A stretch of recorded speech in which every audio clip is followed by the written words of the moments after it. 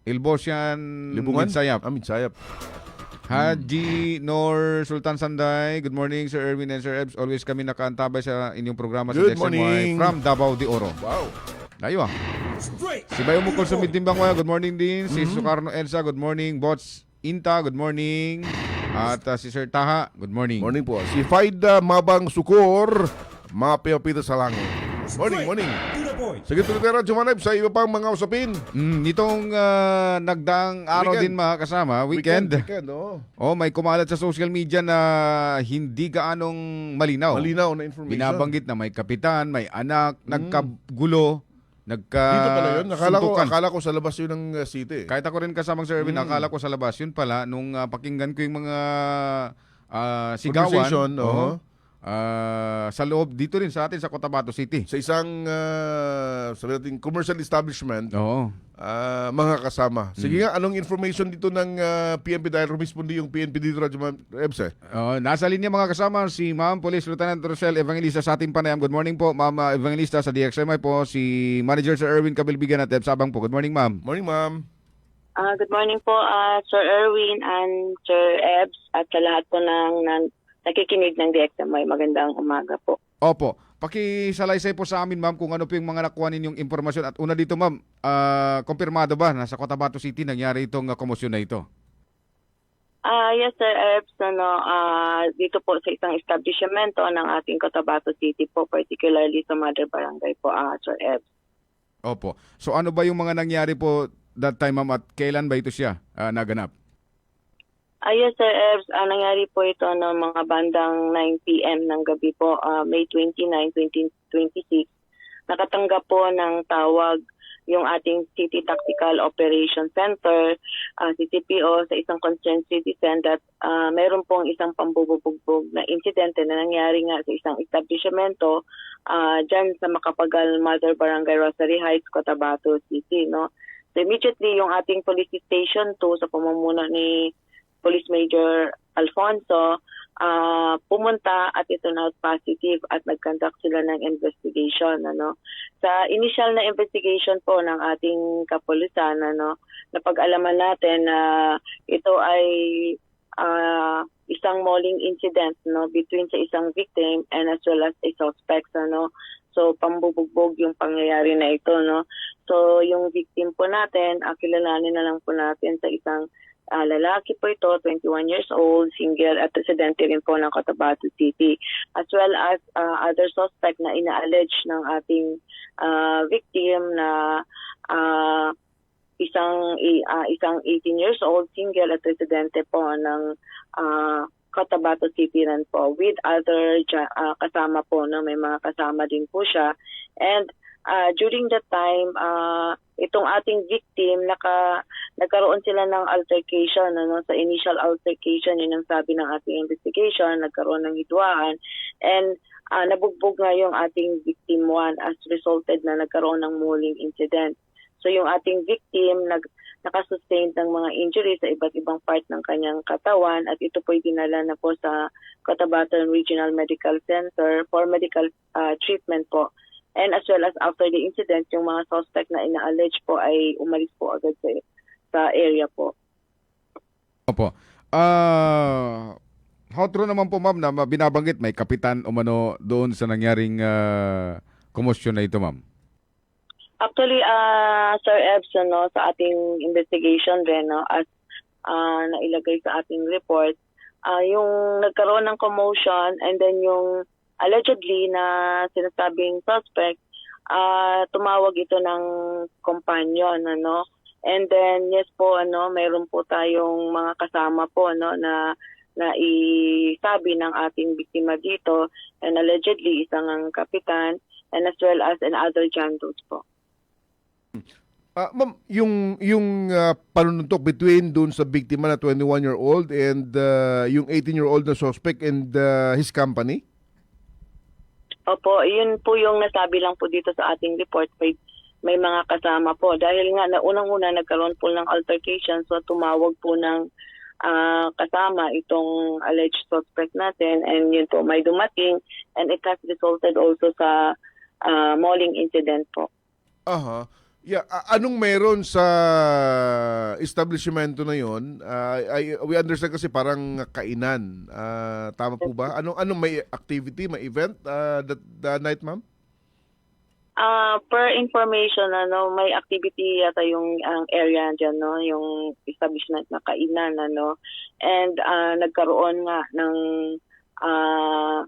commotion because of nagkaroon ng altercation itong victim and alleged suspect, But yung investigation pa natin ay nag-undergo pa, makipagkaugnayan pa lang. Initially, ito pa lang yung naibigay na sa atin na report, but this morning and this week magka-coordinate yung ating investigating team. But meron na pong initial na pag-uusap na maaring mag-file ng legal remedy yung ating victim by their own attorney po, So ito po makikipag-coordinate pa yung ating mga investigating team for further update po dito sa decision din po ng family. Yung bang biktima and then yung suspect at mga kasama, magkakilala ba sila o doon na sila nagkita-kita sa establishmentong ito? Wala po nasabi sa ating report is magkakilala sila, but eventually nasa isang establishment sila at that time. Oo. Binanggit ba ng lumabas sa investigation ng PNP kung may inuman bang nangyari prior to the incident? Posible ba yung mga nasangkot dito nakainom, Lieutenant Ma'am? So far, Sir Erwin, wala naman na ilagay kung nakainom itong mga biktima o itong suspect. Wala naman pong nasabi. Nagkaroon nga lang ng sinabing initially altercation. But in relation sa ang napag-awayan nila, ito pa po i-kakandak pa further investigation po. Hindi naman tinukoy po sa initial report kung anong posibleng dahilan but nagkaroon ng altercation yung dalawang panig.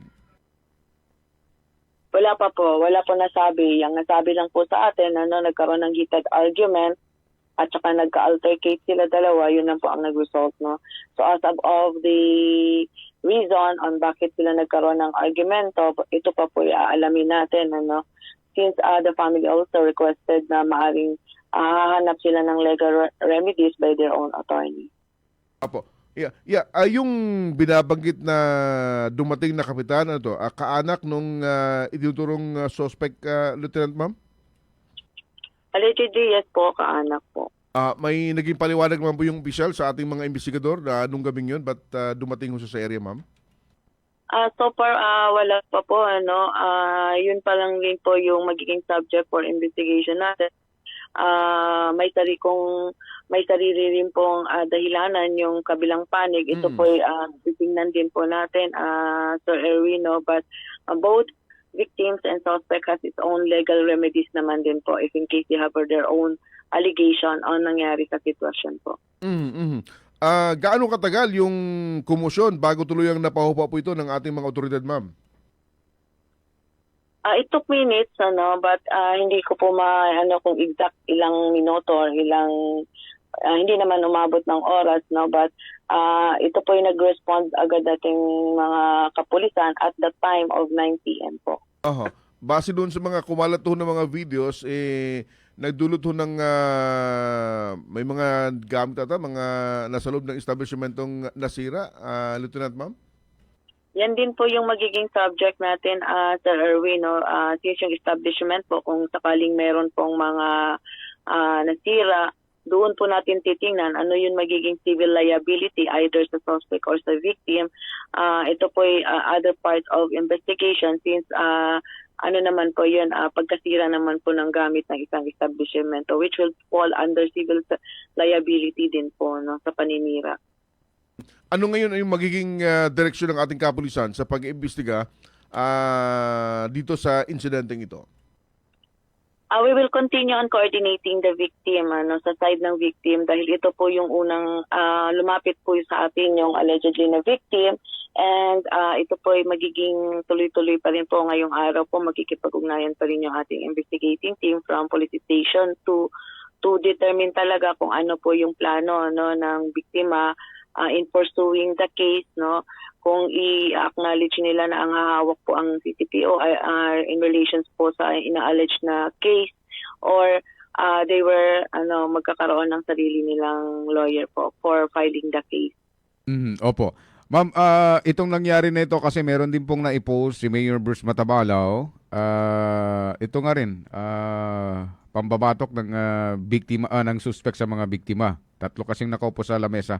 Iisa lang ba itong insidente na ito, ma'am? I think different incident po ito,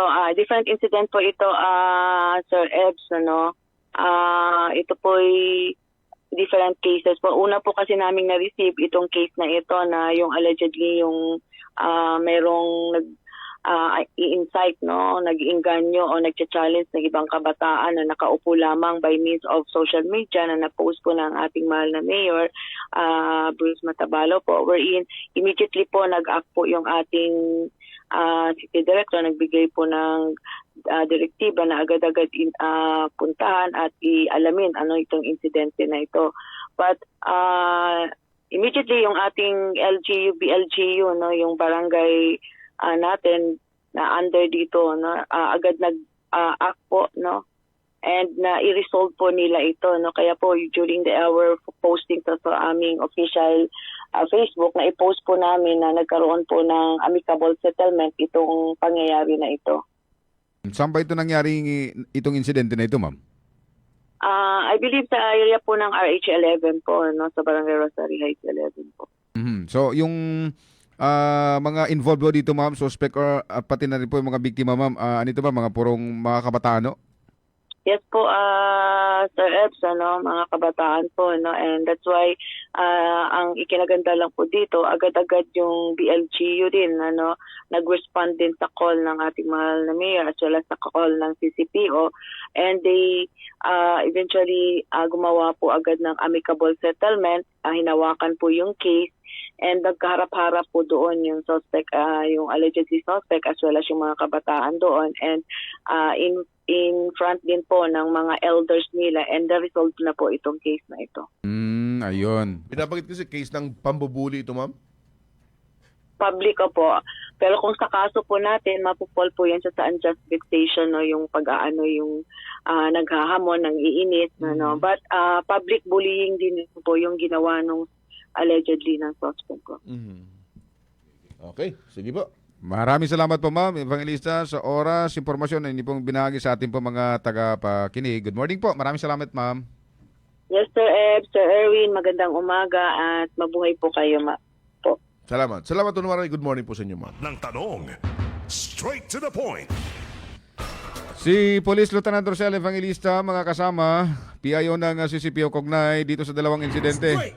Yung morning incident dyan sa may, dito sa may Mother Barangay Rosary Heights. Akala ko, isang commercial establishment. Akala ko sa labas ng City and Radyo Malebs. Dito rin pala sa atin, malapit lang. Yun, no? Naitago lang. Pero walang may tatago sa social media. Mabilis kumalat. And then pangalawa naman, yung bullying incident na kung saan i-consider pa rin ng PNP. Ano yung tawag doon ni ma'am? Panggugulo. Ayun, panggugulo at panginis. Binabanggit nagharap-harap na sa barangay. At nagkaayos din. Nagkaayos na. Magmahala na tayo. Dahil yan yung sinasabing mainit na ang pinag-uusapan dyan sa national. Huwag na dagdagan pa. Huwag na natin dagdagan pa dito. mainit na talaga. Bakit national pag-uusapan mo? Mamayang hapon na stress abangan natin. Kung ano mangyayari. Ayaw pa lang, ngayon pala yung umpisa. Matatanggal ba ang kasalukuyang Senate President? The blood bath. Matatanggal ba? Mapapalitan ba? Dahil binabanggit, may mga gusto na rin tumalon ayon sa minority. Pero binabanggit naman ng majority, parang yung statement na yun, pabalik-balik lang. Parang gustong magkaroon ng mind conditioning raw. Para kasi mabulabog yung tao. Ay, ano kayang mangyayari? Sige. Kakalungkot, ano? Tanggap tayo ng reports, mga kasama. Good morning muna kay Sir Elmer Cortel, kay Tristan Yat Gulay, kay Beth Alsa. Good morning din, nakikinig sa may Linek DOS. Morning. Magandang umaga rin dyan sa first stall ng dito sa may fruit stand, sir. Yung barbecue stand. Barbecue stand. Mang Andoy. Stall number 1. Sige. Barila ng dalawang magkaridong grupo dyan naman sa bayan ng Kadayangan. Nagkaayos na sa detalye ng balita. Radyoman Maestro Rahiban Sound. DXMY. Tatak RMN Report. Pinangunahan ni Mayor Professor Domas Cud kasama ang Sangguniang Bayan ng Kadayangan ang matagumpay na pagpahupa at pag-ayos sa alitan ng pagitan ng dalawang magkaridong grupo na pawang magkakamag-anak sa barangay Upper Labas. Naging katuwang ng lokal na pamahalaan ng Kadayangan ang MRF Adjunct Team Site 1 na pinangunahan ni Nur Ali Alamada alias Commander Survivor sa ilalim ng pamumuno ni Chairman Anwar Alamada. Sa pamagitan ng maayos na dialogo at pagtutulungan ng mga kinaukulan ay nagkasundo ang magkabilang panig upang mapanatili ang kapayapaan at kaayusan sa kanilang komunidad. Municipio ng Kadayangan, ila Central Abasanan na kilometers away from the mainland Kadayangan. Nasulti to ba community at na narukat sa medyo buwan diferensya sa Baksan to na ipagkagtamo sila ng papagaya. Red na masikan sa Baksa kano nailinian dito na buong mapiaso to gambula actually na dan follow up kinahangin namin ang tuho. The mechanism as ajag pamuluan ni Alinor Alamada at tinawagan ako nilang bud. So isa ka ng mga pag-aitan ng muna ajag siya sa padatan ng siya sa Central Labas. So, membro na sa si Dr. Juana Chay, taga Central Labas po na tugay na tagupadaninan. Sama mo sa DXMY 90.9, Radyoman Maestrorahi, Ban sa Tatak, RMN. Straight to the point. Maraming salamat Radyoman Maestro. Samantala pamilya naman ng napatay ng militar umano sa operasyon sa Dato Offer. Sumisigaw ng ustisya militar na ninindigan na legitimate operation ang kanilang inilunsad. Sa detalye na balita Radyoman Juldy Mapalaw. DXMY Tatak RMN Report. Mangiyak-ngiyak na humarap sa media ang ginang na si Lukma Maulana Calon, asawa ni Andamil Calon na napatay sa umano'y military operation sa Barangay Tuayan 1, Dato Hofer, Maguindanao del Sur habang nangingisda lamang alas 5 ng umaga. Git ng ginang na walang kinalaman ng kanyang asawa at lalong wala itong dalang baril taliwas sa sinabi ng militar na umano'y may na-recover silang M14 rifle sa nasabing biktima. Wala umanong kalamalam ang kanyang mister na may operation ang militar sa area malapit sa lawa kung saan sila nangingisda lamang kasama ang dalawang iba pa. Panawagan ko lang po ay sana mabigyan po ng hustisya ang pagkamatay ng aking asawa. Ay ang liit-liit pa ng aking mga anak. Pito po sir. Malinis po talaga ang konsensya ng asawa ko. Wala po sa trabaho kundi maliban lang sa pag-uuli ng isda, panungkit ng nyug, pag-uuling. Yun lang po. Para mabuhay lang po kami ng mga anak niya. Ilang asawa hindi ko po talaga matanggap ang nangyari sa kanya. Lalo na pinagbibintangan siya ng mga ganyan. Hindi po talaga siya ganun. Kahit ni isa hindi siya nakahawak ng mga ganyang bagay. Takot na takot po siya sa ganyang mga bagay. Sobrang sakit po. Masaya pa po kami nung pagkalis niya. Pagkalaon na kinarinig ko na lang ganito na nangyari sa kanya pa. Di ko na kaya.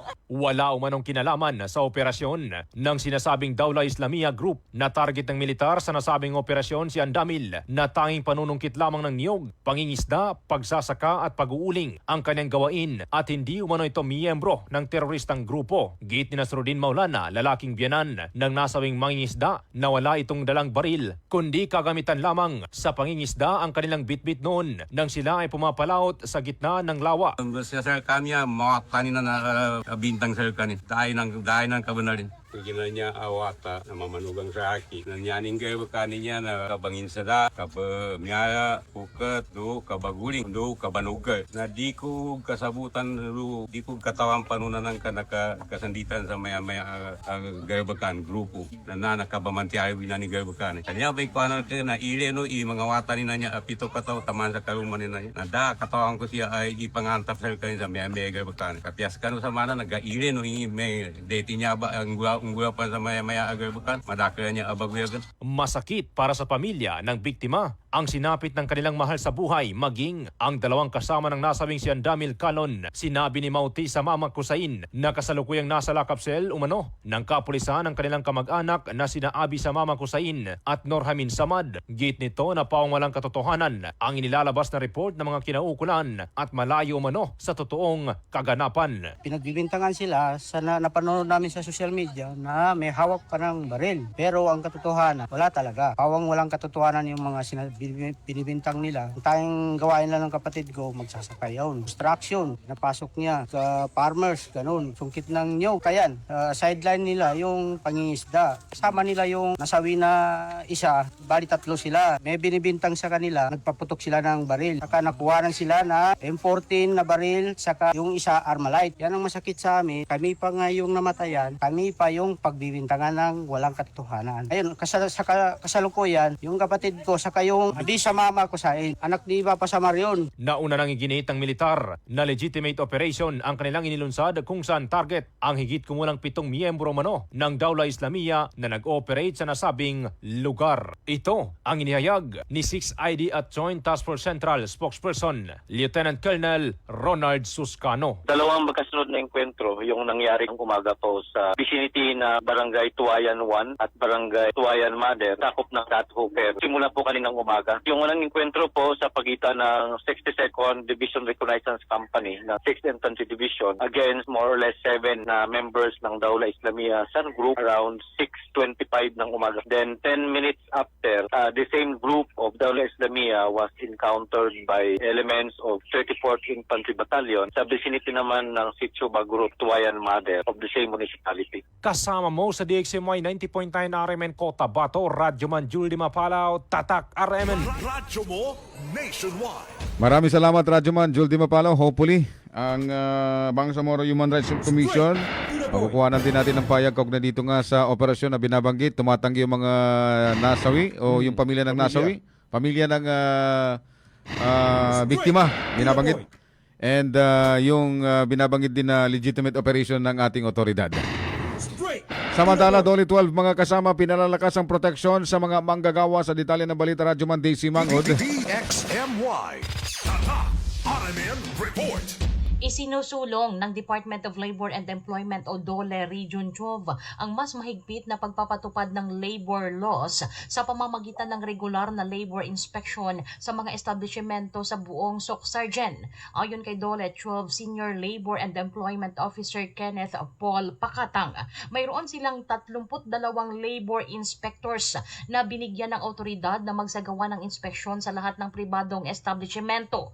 Sa pamamagitan ng mga inspector, ipinatutupad ng DOLE 12 ang mga labor law at social legislation sa pamamagitan ng routine inspection, complaint inspection at occupational safety and health investigation. Part po ng programa namin is yung labor inspection. So kung pag-uusapan natin yung dito sa Region 12, si DOLE 12 po may 32 inspectors. At the same time, sa buong taon, may target po kami na 976 establishments to be inspected. Yun yung pinaka-minimum target po namin. Mga inspectors po namin, umiikot po sa kanya-kanya probinsya kung saan po sila na-assign. And may mga inspectors din po kami na naka-assign po sa region. Kasama po ako doon sa isa sa mga inspectors na yon na umiikot din throughout the Region 12. Paano po ba namin kinakandak yung ating labor inspection? At the beginning of the year, kumukuha po kami ng mga listahan sa ating mga cities and municipalities doon sa nagre-renew o kumukuha ng business permit. So yun yung unang basihan namin. Then pinifilter po namin yung mga establishment na employing more than 10 workers. So one way po yun. So nasasubject po sila sa labor inspection randomly. Sa pamamagitan din po namin if nakakatanggap po kami ng mga complaints. Subjected and naka-priority po siya, nakakandakan ng inspection. Upang matiyak din ang kaligtasan ng mga manggagawa,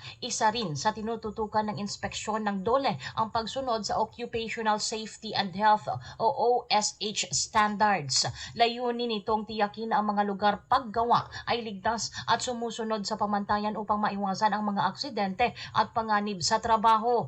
Sa kabuuan, ang labor inspection ay nagsisilbing mahalagang hakbang upang mapanatili ang patas, ligtas at makataong kondisyon sa paggawa sa rehiyon. And aside from that, to ensure din yung ating safety sa workplaces, ang labor inspection nakatutok din sa OSH standard. At the same time, nakakatanggap din po kami ng mga report sa mga aksidente sa paggawaan. So iba naman po yun.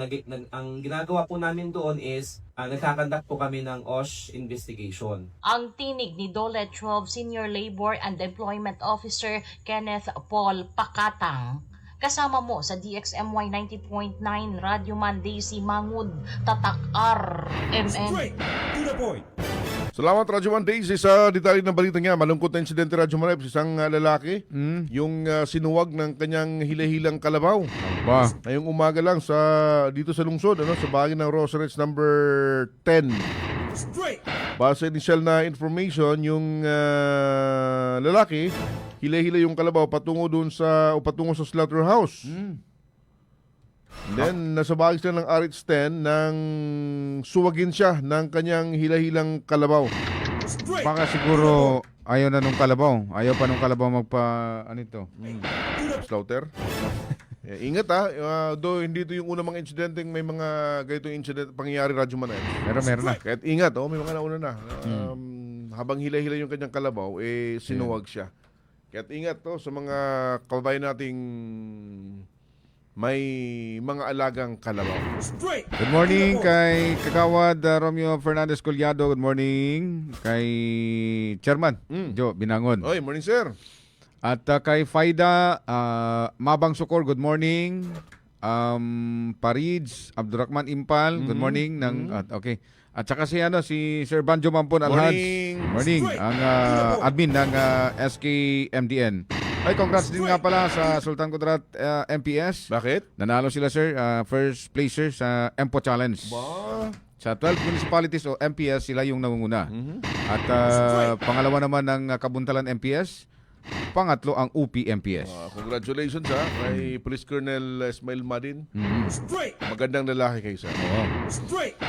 Paalam na po kami sa kalan po ng mga partners natin sa Master Control, Chief Alvin Castillon, sa Digital Ginoong Ricardo Maraba Jr. at Coordinator Radyo Man Maestro Rahib Bansao. Kami nyo nakasama, Radyo Man Ebs Abang. At Radyo Man Erwin Kabilbigan, Tatak Arimen. Radyo mo nationwide.